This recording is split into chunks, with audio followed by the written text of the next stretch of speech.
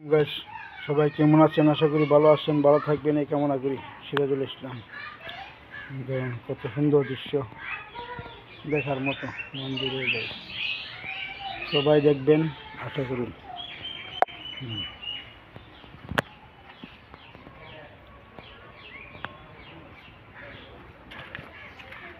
Gratitude, গেটটা সুন্দর।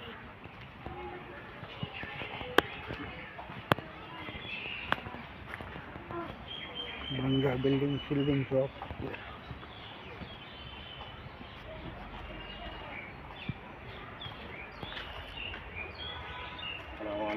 ওয়ালাইকুম আসসালাম।